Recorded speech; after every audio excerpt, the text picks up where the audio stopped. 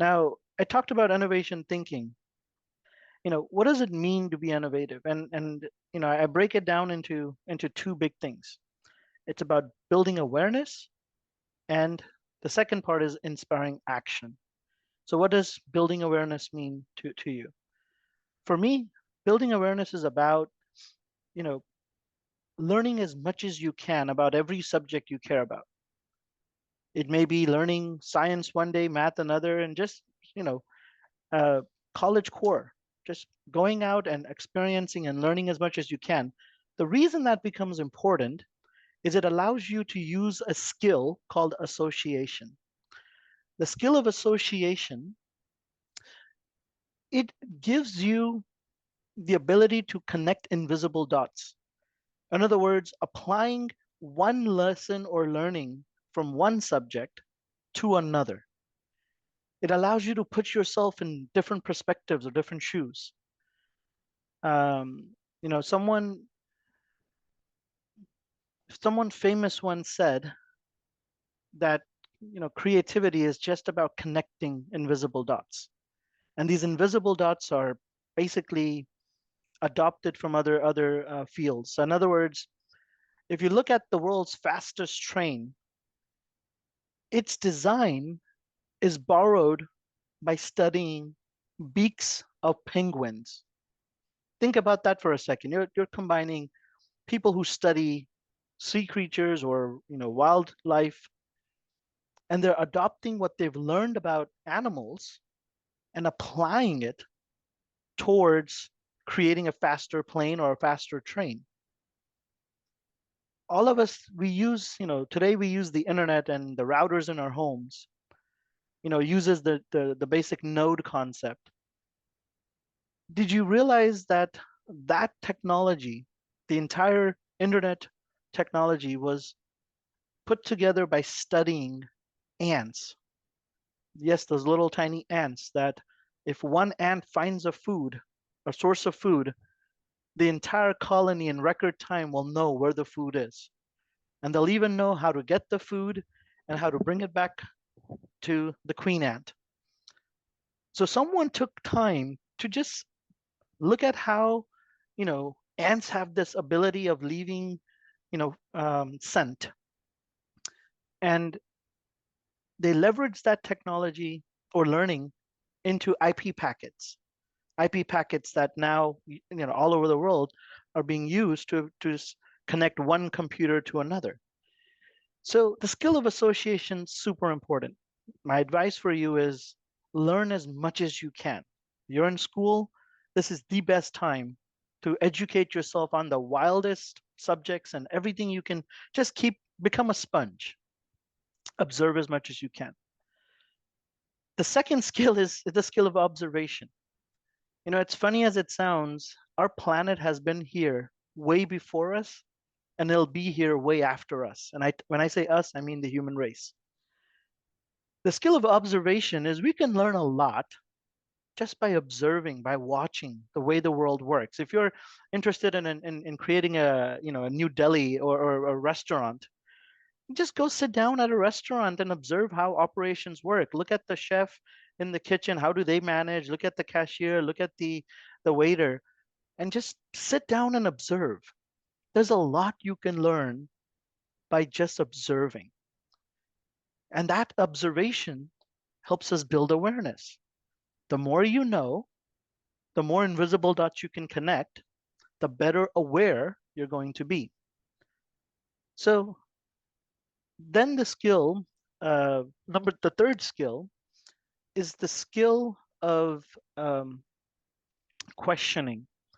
Once you've learned and educated yourself, once you've observed and you understood the process and you have a good idea of how a system works, question why or how or when or who. Take the time to now think of better ways by questioning. Ask an expert, ask a mentor, why is it this way? Why can't we do it this way? Somebody once said, why do I have to wait for a taxi to randomly show up? Why can't I just let the taxi know I'm here? And boom, came Uber. Boom, came Lyft and all the other disruptive technology in the taxi industry. The act of questioning, and not just questioning to, for the sake of asking, just a random question, questioning because you really want to understand builds awareness.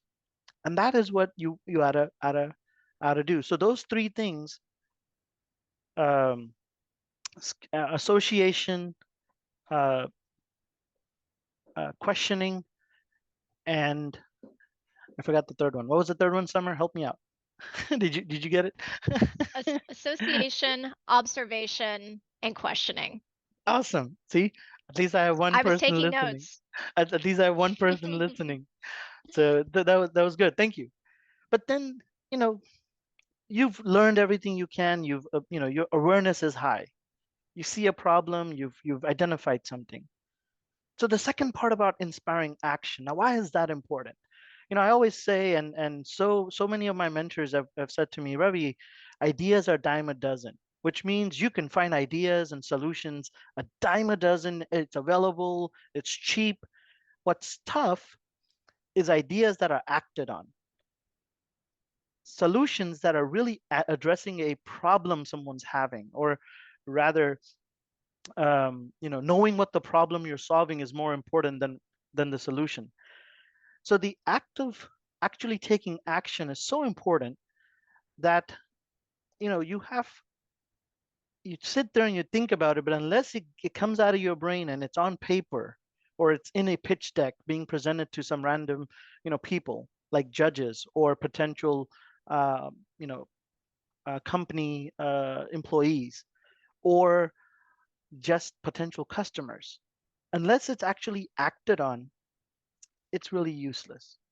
So what point is there to be brilliant but then do nothing with your brilliance? So you got to act. So inspire action in yourselves, in your teams. There are two steps or two skills you can practice in taking action. The first skill is the skill of experimentation. I know it sounds silly, but you got to experiment. It is, you know, research literacy 101. When you experiment, you have a hypothesis, you have some theory, then you test the theory, whether it be a business idea or a new innovation idea. You got to try and you got to test it, and then you got to fix it. Something's not going to work, something's not working as the best. You got to reiterate and do it again until you have experimented enough and with your awareness have really developed something you feel strong about. The second part of taking action is you got to network. Networking is such an important skill. Meeting new people, experiencing other cultures or other perspectives, it's going to develop you as a great entrepreneur because you're aware and you inspire action. Knowing people makes a big difference. Reaching out to people, mentors like Summer and myself or others, and and sharing with other people what you're trying to do, gaining insight, asking someone, hey, what's your story? How can I help?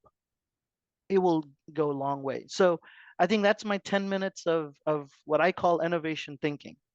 If you can develop that mindset, you will be an innovator in the 21st century. Now, I want to switch it over to Summer Reeves. And so Summer, as I've shared with you, she's in Houston. She is I want to say senior vice president. Summer, is that true? Keep me honest. That is correct. I am currently Senior Vice President of Commercial Strategy. Excellent. And Summer draws from her 17 years of focused experience on user-centered designs, innovation work, and business management. She's worked with startups to Fortune 500 companies, helping them understand their challenges, uncover opportunities, and consider uh, how to bring together the combination of technology, business strategy, design to develop successful paths forward for everyone. Uh, Summer herself is an entrepreneur. I've seen her work and designs on LinkedIn, She does beautiful, I don't know, what do you call them? Homescaping. What do you call something where you make your house beautiful? Arts and crafts. Interior design? Ah, okay, interior design. That's good. But that's your superpower. But Summer, tell our students and for a little bit more about design thinking, and you've got the next 30 minutes on this Awesome. workshop. Mhm. Okay, awesome. I thought I had more time, so we're gonna have to jump through some things here. Sure. But we'll work through that. But thanks so much. Very excited to be here. One quick note before we jump in is that you are gonna need some paper and pen. We are gonna do a couple interactive things here. And so if you don't have some paper and pen in front of you, do try to grab that real quick so we can have a little bit of fun as we go through this. So I think Ravi gave a great introduction here, so I'm not going to dig into this too much. What I will say is, as Ravi mentioned, I've really spent a lot of my career around kind of thinking through design thinking in a lot of different ways. And a lot of the different things that I've done have leveraged a design thinking approach in one way or another, even if it's not specifically kind of like right in front of you. So, super excited to talk about this particular topic today. And as always, thanks to Ravi and the team for inviting me to join. So, to kick things off real quick, I want you to just spend a moment. We're going to cut down on some of these minutes, but I want you, if you've got that pen and paper in front of you, I want you to quickly sketch out your ideal wallet. So, I want you to go ahead and just start sketching that out, what you think the best ideal wallet design might be. And while you're doing that, I'm gonna kind of go through and speak over a couple things here just to keep us on time. So, most people, when they're given a problem, they jump immediately to ideas for how to fix the problem. So, just like I said, hey, we need a ideal wallet. Most people are going to jump in and start designing on that. That's human nature. Design thinking, however, gives us an approach that really helps us get to a more successful solution by taking the time to understand the problem that we face and then vet and iterate on our ideas. So, when we're starting this process, we begin with identifying a challenge area. So, what is the problem that needs to be solved? Next, we want to diverge out by gathering lots of information about the problem area and the people that are impacted by the problem. And you'll hear a lot of similar things to what Ravi was talking about when he was talking about like innovation thinking, because there's a lot of similarities into that and kind of how a design thinking approach comes into play as well.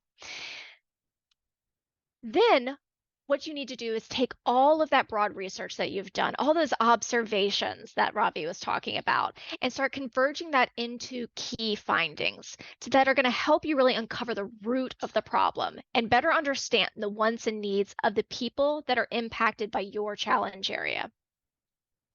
Then, using that defined information, we often have to reframe our problem statement because in most situations, we want to solve for the root of the problem and not the symptom, which is quite often what we see on the surface. And then next, we want to diverge out again. Using that reframe problem statement, we brainstorm all the different ideas that we could solve for the problem. We want to go for volume here. All the simple, all the complex, all the crazy ideas. The more you push yourself, the more likely you are to find some really great gold in those ideas. But now that you have all these great ideas, we really need to select one to move forward with. And how do we do that? Well, there's three key considerations to help you evaluate your ideas before you make a final selection. Number one, would people want this? So think about who your impacted users are. Would they want the solution that you've come up with? Would anyone outside of that group that you originally identified derive value from that solution so that you can have like larger market capture? Secondly, can we technically do it? So any idea, so an idea to break the speed of light is good and all, but it's 100% not feasible right now with what we know in science. So we want to make sure that we're actually coming up with something that we can technically do. And then lastly, we need to think about, should we do it? Is there a good business opportunity behind this idea? Do we think we could make money or create a viable business from it? Would people fund this as we go to pitch it? So once we select the idea we think we want to move forward with, then we oftentimes will fill out like a business canvas. And so I'm sure you guys are probably doing some sort of activity like that. I know you're doing a business plan, but a lot of times we'll use that business canvas to help us think through the business implications of the idea that we've identified to ensure there's real business value behind that big idea, which is going to help you as you kind of move forward in the competition. Back to this, once we've selected and done the business analysis on our idea, we really need to go and prototype it. So prototypes come in a lot of different styles. They could be digital if you're doing something, if your idea is like a mobile app, you might be in Figma or another design software actually creating a digital prototype. It could be physical. You could actually be physically building something or 3D modeling something and 3D printing it. It could just be sketches and visualizations. But the point is to have something visual that can be discussed with others and for business pitches and competitions, really help the judges align on your vision. Which leads us to being able to actually test your idea with the proposed user group for feedback, allowing you to really quickly iterate your idea. This is also really powerful if you have this available or to showcase that you've done this in your pitch and be able to communicate where you've actually like built traction for your idea in a possible user group already. Finally, you're going to take that final idea and learning into your solution, or in this case, your business plan summary and pitch.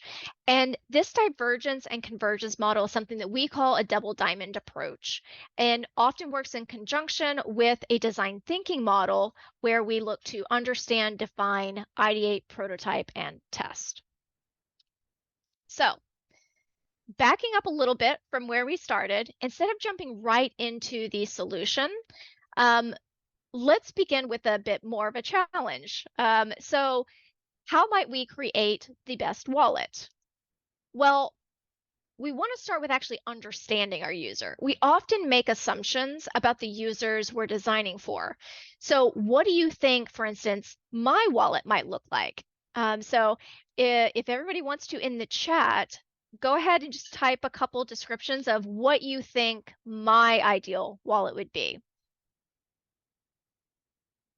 I'm gonna just open up the chat window here for myself in case anyone posts.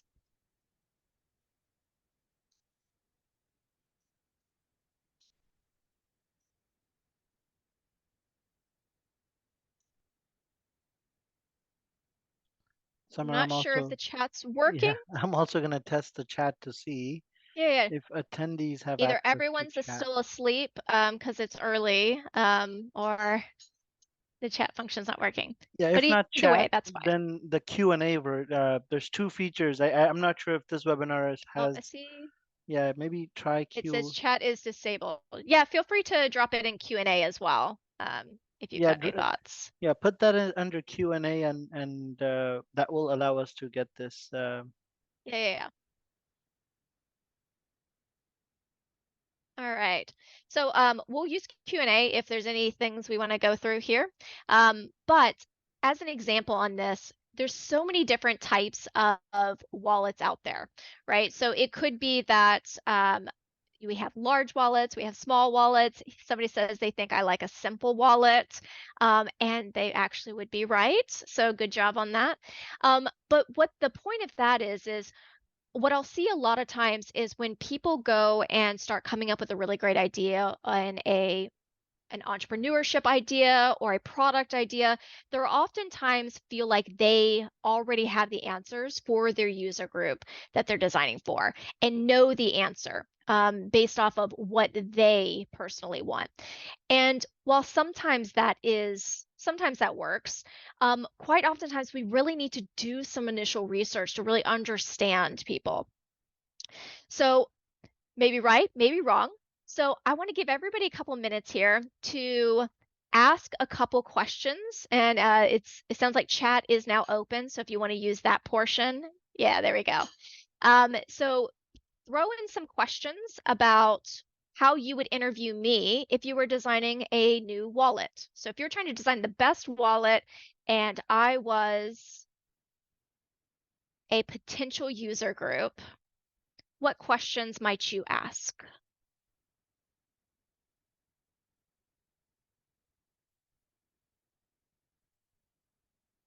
Am I happy with my current wallet? I am fairly happy with my current wallet.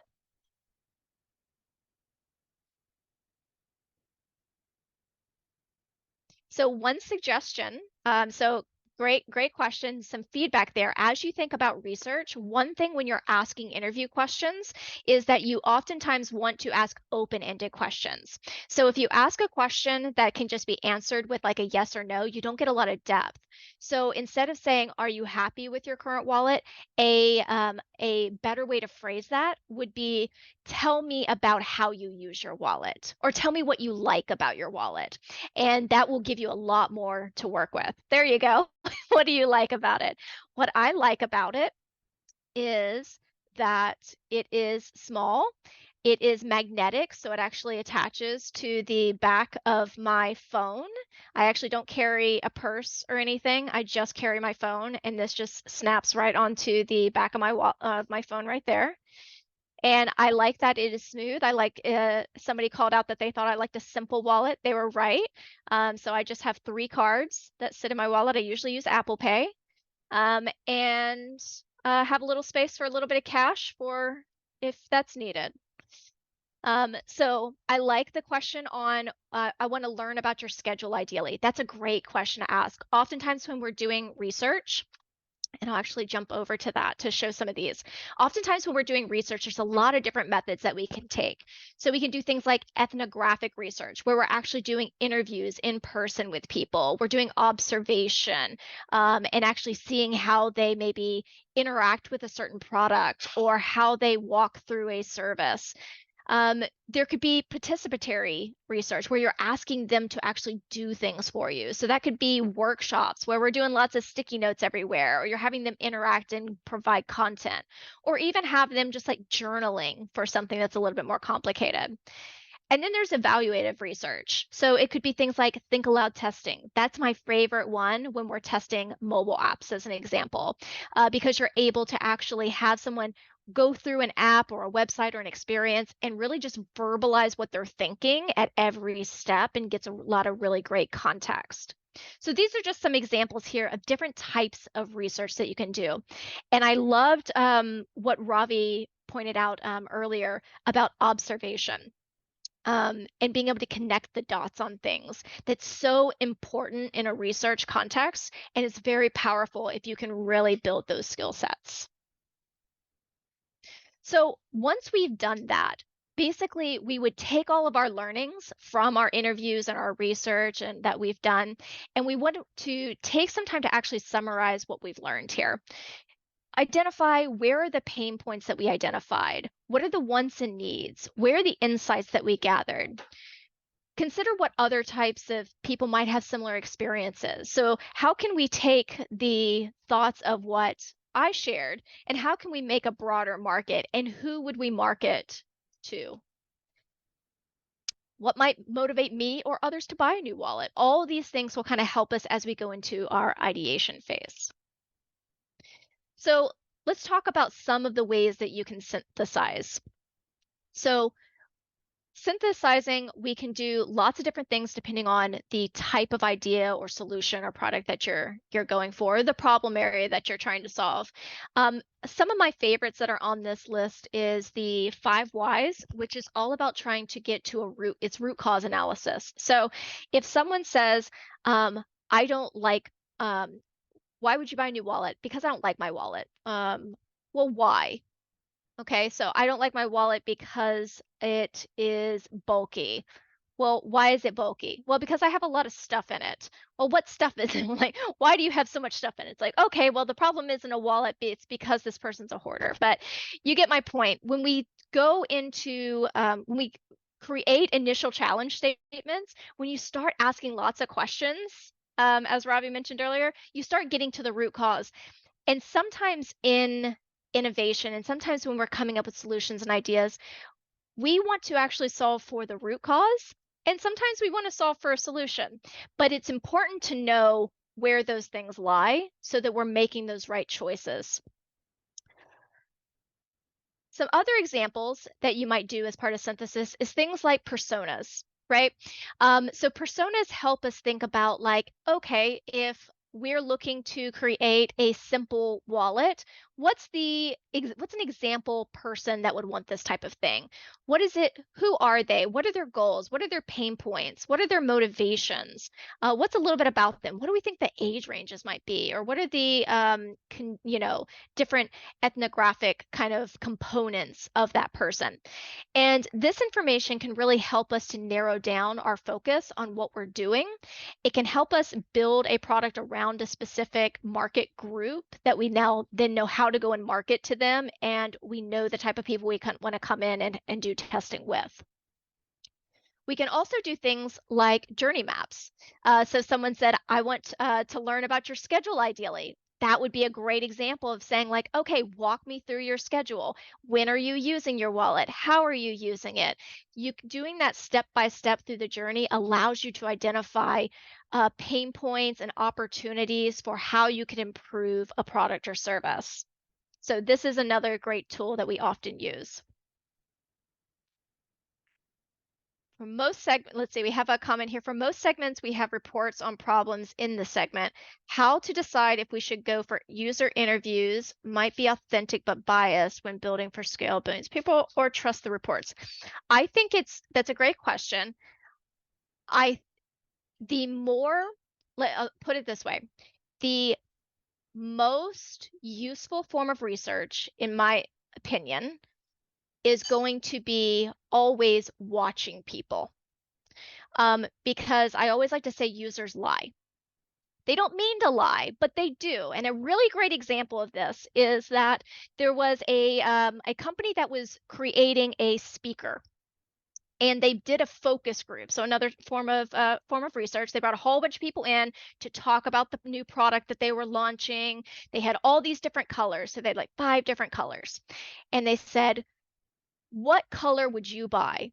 And somebody was like, blue and red and yellow and all these different bright colors. And they said, great. Um, thank you so much for coming to the focus group. On your way out the door, we have a set of speakers, and feel free to grab one on your way out. Every single person picked up black. Users lie. They don't mean to lie, but they don't always tell the truth. And so for me, observation's always the most powerful one. That's not always viable at scale, to your point. And so that's where you can have these larger reports that can help to build that. Um, Interviews also are kind of like a little bit better up, but users can lie. So it's always a lot of time, or a lot of times what we try to do is a mix of different research methods so that we can see preferably some of the observation elements, some of the interview type elements, and then where we've got research to be able to bolster that and give us a broader understanding from a larger user group can be really, really helpful. So great question. So then we get to reframing your problem. So as I mentioned, oftentimes once we get all of that research done, what we want to be able to do is look at that and say, you know what, the problem, the challenge that we're trying to solve for may have changed slightly. And so making sure that we actually reword that. So an example or some things when you're creating that kind of reframe or that challenge statement for yourself before you go into ideation is make sure that you've identified the problem. What is the challenge that you're really trying to solve for? What group of users are you trying to help?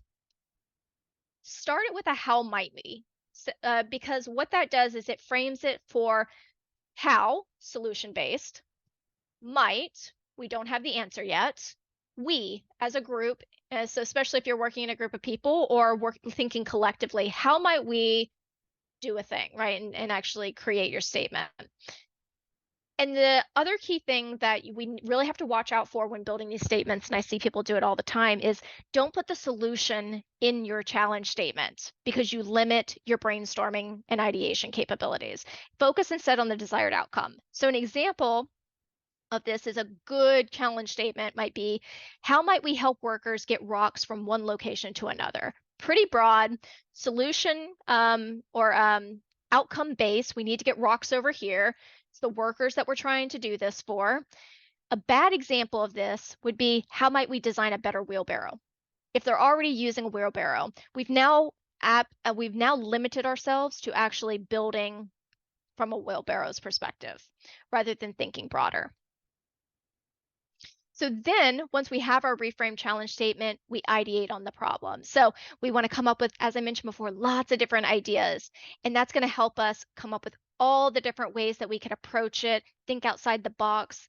A lot of things I like to do, especially in workshop settings when it comes to ideation, is um, prompt yourself to think about it from different ways. So if you have your challenge statement, write all your ideas and then push yourself to say, how would Amazon solve that challenge? How would Apple solve that challenge? How would Disney solve that challenge? And it's very interesting how every time you prompt yourself from some of these different companies that operate and address things in different ways, it'll make you think of this problem from a different direction. And you might surprise yourself with coming up with some really neat and unique ideas. So to that, again, there's lots of different ways that we can approach this. And especially if you're doing any kind of group brainstorming, if you're working in a team, or if you're bringing in a group of users to help you brainstorm ideas to come up with your solution, then you can do a lot of these different areas.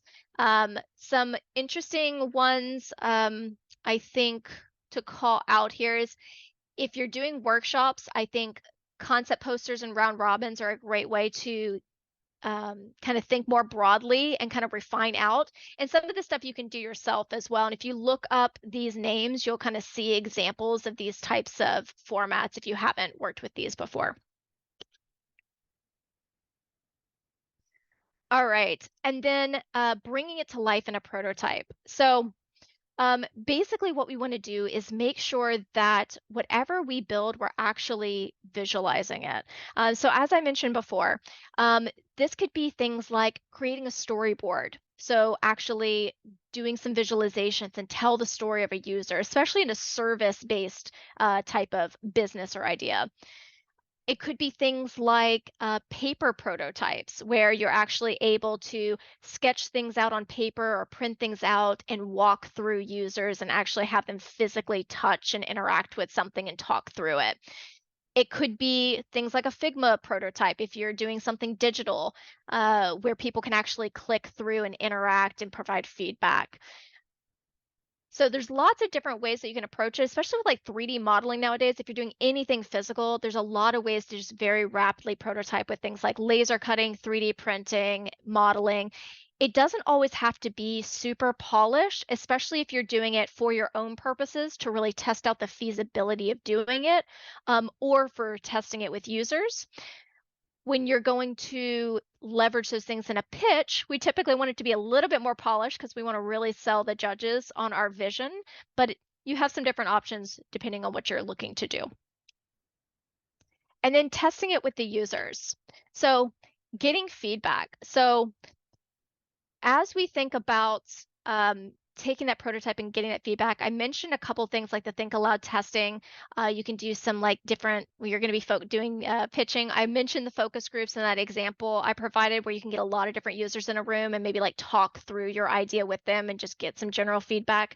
But the important thing is, do test it, because when you design inside of a box, you're never going to get everything right the first time, right? And so you want to make sure that you are putting the idea out there, you're getting feedback, other views, other ideas, because always keep in mind, I see all the time, people come up with an idea or a concept, and that's their little baby, right? They're so passionate about it. And that's great. You got to have passion behind business and behind ideas. But you also have to keep in mind that you're not the person buying, right? And you've got to make sure that you're creating a solution, creating a product for a larger group of people.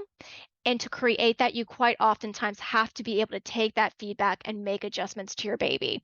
And that can be very hard to take that critical feedback and implement it in, but that's so important to the process and making something that's incredibly successful. All right. So I did want to just kind of throw up here, if this is something that's newer to you, there's some really great additional resources out there related to design thinking. Stanford has some great stuff, Luma Institute, IDEO. There's also some really great stuff around user experience design. If the Nielsen Norman Group is amazing, usability.gov, interactiondesign.gov, all these things are stuff that you can go and take a look at to learn more about this type of topic. Feel free to screenshot this. So I do a lot of work in entrepreneurship programs like this, actually with a lot of underserved high school students with one of the places I volunteer. And so this is something we actually provide to this is something I provide to them and others that are doing pitch competitions, which is a storytelling framework, which all that stuff is great, but you got to be able to sell your idea. And so this is a really great way of framing up your pitch, and doing it in a way that'll kind of capture the judge's attention. So if this is helpful at all, feel free to screenshot that. And I'm also happy to share this over, Robbie, if anybody wants some of these materials. Absolutely, yeah. I think so at this point, so you can raise your hand or you could use chat or put in the Q&A. Do you have any questions? Now, I could probably answer any of the questions on TiE and the TiE process. What's likely to happen. Summer can give you more advice on, making a stronger pitch. I mean, at this stage, you want to really have something solid to bring to the table. So, all right, let's see. You could I, either use chat or raise your hands. Go ahead. I see one question came in that says, please explore more on the pitch deck side. So I'm assuming you mean this slide right here. Yeah, Is that I think that's the correct? one. Okay, awesome. I'm happy to do that. So essentially, when we're putting together a standard kind of storytelling approach, is you always want to start with the overarching point. So set the stage. Who are you? What are we talking about today? Let the judges know why we're here, right?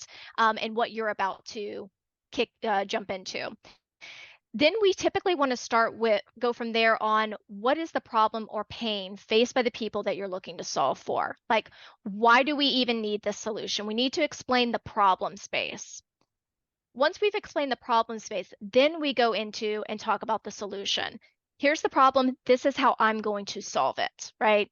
Go through that. Then prove it with a demo, with a prototype, with something visual that's going to show them that what you said is the solution is something that feels real and viable. And then highlight what's going to be unique about that. Do you have technology, relationships, partners? How is this better than maybe what's out there already? How is it different than other things that are maybe on the market? What's new and innovative about your solution? Do you have any market research or proof, right? Things like that. Anything you can make it real is really great. And then you want to talk about the business model. Okay, so here's the idea, showed you it was real. This is how we're different. Now, this is how we're going to monetize it. This is how we make it a business. This is how it becomes a viable thing. Okay. Um, and then last but not least, the call to action or end statement. Are you pitching to people where you're asking for a specific amount of money? If so, what are you asking for? What do you need? Are you looking for support? Are you looking for money? Blah, blah, blah. So that may or may not apply in your specific situation, but that's often something we want to highlight there. And then at the top here is some context setting things that I usually recommend people to line out for themselves so that as they write this out, they're constant reflecting back to say, what was the goal that we wanted to achieve or communicate for the story? And then you do all of this and you say, okay, did I meet that goal that I wrote out? Okay, check, no check, go back and rewrite. Also, who's the audience, right? Not your user group, but who are you pitching this to? If you know who the judges are, that's great. Go and research. What do they care about? Pro tip there, like pull on that piece. What are they looking out for? What do they want to see from your pitch? And make sure that that gets incorporated in that. And then also looking at the heartstrings. This is something that people don't often think about when they're putting together a pitch, but people are emotional. people are humans, right? And you want to figure out how are you pulling on an emotional heartstring with the story that you're telling because emotion sells. Okay. So that's a really important part to line into all of this. I, Any I, other questions? I love how Oh, you go ahead, said Ravi. I love how you said emotion sells, and the next workshop's going to be on storytelling. A friend of mine out of Coimbatore, Pradeep Yuvraj, um, he'd agree with you. In fact, man, I think we had Mm, to figure out a way to get the two of you to connect because boy, absolutely. how awesome would that be? Uh, all right, let's see. We've got someone raising their hand, so I'm gonna Yeah. see if I can get permission for you, sir, to unmute and talk away. Am I audible? Yes, we You're hear you. you're quiet, but yes. Okay, great. So, hi guys, Himanshu Daga this side from India, and I've been building AI products for last 5 years. Recent grad from 2020 though, Awesome. and I wanted to just discuss quickly about what we are working on, and your feedback and suggestions are most welcome. So, no specific Yeah. questions per se. Okay. Hit me. Sure.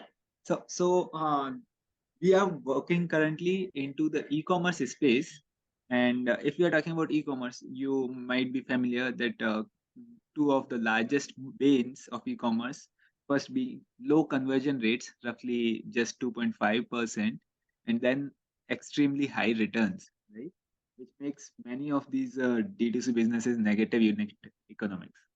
Okay. So we are solving for that with very high quality 3D product visualization and virtual try-ons at scale. So we are building an AI system which just takes in 2D input images of your product, which most people do have access to. And from that, we recreate 3D experiences, which have already shown like 2x increase in conversions and 40% reduction in returns. So one is this approach, as I was just saying, and second approach, we still keep the same problem and solution, but way I can portray it is like, hey, do you know e-commerce? Although we are buying things online, we still have most e-commerce localized. Like people in US would be buying from companies near around them. Same for India or for any other country for that matter. Can't we directly buy someone in India buying from US, someone in US buying from China directly? We still have mediators doing drop shipping, increasing costs a lot. Why do we need that? Mostly because buying individually from a far off location reduces trust. And with our 3D AR technologies, we are making the threshold for trust much lower by making these purchases much more informed. So the crux boils down to, as you were saying, should we sell emotion or we should stick to numbers? I think you always do both, right? There's it's okay to have an emotional impact to your story, but always having numbers to back up what you're doing shows that you've done your homework. And that's something that judges are always looking for in any kind of pitch competition is making sure you've actually done your homework and that there's fact and research behind what you're doing. So I would say try to work in both on that. Yeah, One question for you. Yeah, Oh, go ahead, Ravi. no, no, take your question, then I have feedback for him. Yeah. One question I had is who's your buyer? buyers are brands, D2C brands. Okay. Just making sure that that's where your focus was. All right. And look, so my feedback for you is Yeah. I agree with Summer. You got to do both. You got to sell it with actual numbers that are valid and data you can back up. But then you also got to remember the people listening are humans and they react to human as humans do. But I gotta tell you, you gotta figure out. There's something called KISS, right? It's an acronym for keep it short and Okay. simple. So if your question or your description took, well into a minute to explain, there's going to be people that are like, all right, I'm already, people have the attention span of of a goldfish, or less than goldfish, I'm told, right? It's 9 seconds. So if Okay. you could come up with a faster or rather simpler, maybe using analogies, maybe using stuff people understand, but practice the KISS acronym in your pitch. It will go far. If the average, I mean, and remember, you're taking part in a pitch competition with a lot of, judges are likely to be successful entrepreneurs and in a very specific area, having expertise in a very specific area. So if you're sitting in front of a bunch of AI guys and you do your talk, they're gonna get it, and I don't think your 1 minute's gonna it's fine. But then if you're sitting in front of marketers, or you're sitting in front of fashion moguls, or VCs who have made their money in import export, and they may not know the AI realm, you're gonna have to figure out a way to keep it short and simple. Okay, so appreciate the question. We're gonna check if Uh, there's. that helps. Just a quick Mhm. response based on your case acronym. How about we are building OpenAI for e-commerce? I would say I would kick back and say, I'm making up numbers here. You clearly have some numbers, but put the emotion and numbers together. 3D models sell 30% more. Great point. There you go. Where would you like to buy? Right? How much would that add to your bottom line to increase sales by 30%? Yep, makes sense.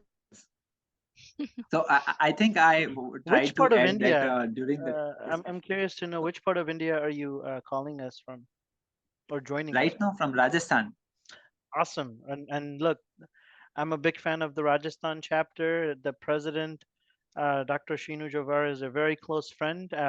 Summer, she and I presented at the Deshpande Symposium at Arizona Nice. State University earlier last year. So you've got a strong chapter, who cares about the TiE program. I'd highly recommend, reaching out to the TiE charter member in Rajasthan, and then bouncing ideas off of there, because a lot of them have had, you know uh, have heard these pitches before. So Hmm. I'm gonna definitely encourage you. It's a good chapter, and it's got great folks who are available. Dr. Shinu I'm a big fan. So all right, cool. Let's take a pause here. I'm gonna ask if there's anyone else, because we're in about 4 minutes wrapping up. Garima, if you're around, I'm gonna ask you to, give the guidance to the people to register for the next one. So just, queue up. But any other questions for Summer? If Summer, is it possible for you to share your LinkedIn or an email for people to maybe send you a Yeah, direct message? And absolutely. I'll drop my LinkedIn in the chat for anyone who wants to reach out or connect. that's great. And I'm already getting people connecting with me on LinkedIn. That little buzz there was someone sending a connection. So I think we've done our job today. We've helped Awesome. one person. We're good. So look, We had Summer, I want to some great questions. Summer, I think what you've shared is fantastic. It's very relevant, and you delivered it so well. So I appreciate you, volunteering your time, supporting the TiE organization, and my personal passion of providing entrepreneurship education to as many people as we can. And this is something that I really enjoy, and I really appreciate you making the time. I know it's evening, and I probably had dinner and got work tomorrow, but I really appreciate you taking the time to do this. So everybody, just a round of applause for Summer. She deserves it. She did great. Garima, I'll pass it And over to you you guys. to close us off. Thank you. Thank you so much, Ravi. Thank you so much, Summer. Really, really appreciate you guys. Thank you everyone for joining in today as well. I am also gonna put a link in chat, the registration link for the next workshop. That'll be February 9th for the Indian audience and February 8th for the US based and the West audience. So the registration link for the next workshop will be on your chat window now. So you can definitely just go in, register yourself for that particular workshop. It will be pitching skills and investor relations, as Ravi mentioned in uh, just a few minutes before. We'll have Pradeep Yuvraj. He is the best from whom you can learn and ask questions. And I'm sure it's like today, it's going to be a great workshop for all of you to come in, attend, and get some knowledge. Perfect. Thank you. Thank you so much. And if anyone wants to reach out, if they have any questions for Summer, for Ravi, you can also email us at university@tie.org. I'm going to drop that email address as well in the chat. So do reach out to us. I'm also going to send you an email with today's workshops, the slide decks, and anything that will help you to revise. Plus, the workshop will also be available on YouTube for all of you to go in and check and revise later. Perfect. Thank you so much.